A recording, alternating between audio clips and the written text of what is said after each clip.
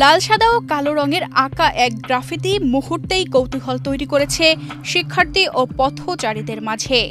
দেওয়ালে দেওয়ালে ছড়িয়ে পড়েছে একটি রহস্যময় বার্তা, সুফুলিঙ্গ থেকে দাবানল আসছে। এমন দৃশ্য দেখা যায় ঢাকা বিশ্ববিদ্যালয়ের বিভিন্ন দেওয়ালে দেওয়ালে।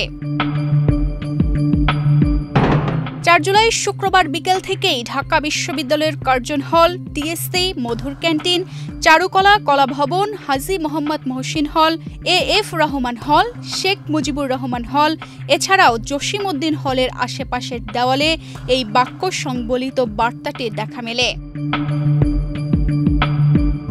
কেউ বলছেন বড় কিছু ঘটতে চলেছে ক্যাম্পাসে, আবার কেউ আশঙ্কা করছেন রাজনৈতিক গোলযোগের।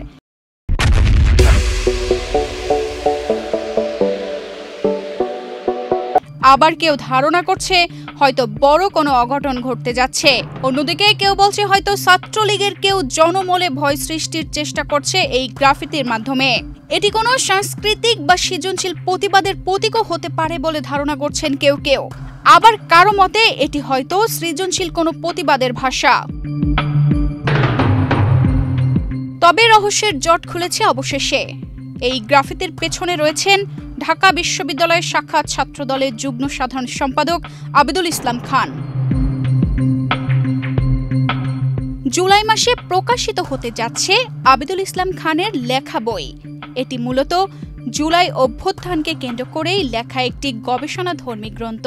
২৪-এর গণঅভ্যুত্থান পরবর্তী সময়ে এই গণঅভ্যুত্থানের ইতিহাসকে লিপিবদ্ধ করাটা, যারা গণঅভ্যুত্থানের সাক্ষ্য হিসেবে ছিলাম, এটা আমাদের জন্য একটা দায়িত্ব ছিল। তো গত জানুয়ারি থেকে যে এই জুন পর্যন্ত প্রায় ৬ থেকে ৭ মাস আমি টানা পরিশ্রম করে আমার চোখের সামনে আমি যা দেখেছি সেই জিনিসটাকে ইতিহাসের পাতায় লিপিবদ্ধ করার চেষ্টা করেছি। তারই ফলশ্রুতিতে আগামী ২০ জুলাই ঢাকা বিশ্ববিদ্যালয়ের টিএসসি অডিটোরিয়াম থেকে আমার লেখা আদর্শ প্রকাশনী কর্তৃক স্ফুলিঙ্গ থেকে দাবানল, অভ্যুত্থানের অজানা অধ্যায় নামে একটি বই প্রকাশিত হতে যাচ্ছে। এর আগেও আবিদুল ইসলাম খানের প্লিজ কেউ কাউকে ছেড়ে যায় না শিরোনামে এক গ্রাফিতি বেশ পরিচিত পায় ক্যাম্পাসে। তার এই গ্রাফিতির উদ্দেশ্য ছিল জুলাইয়ের ঐক্য ধরে রাখা। ৫ আগস্ট পুলিশের হামলার সময় তার এই আহ্বান আন্দোলনকারীদের মনকে শক্তি জুগিয়েছে। গ্রাফিতির রহস্য উন্মোচিত, এখন অপেক্ষা জুলাইয়ের সেই অচেনা অধ্যায় নিয়ে লেখা বইটি কেমন প্রতিক্রিয়া সৃষ্টি করে পাঠকদের মাঝে। তানজিদা রহমান, ইনায়া, বাংলাদেশ প্রতিদিন।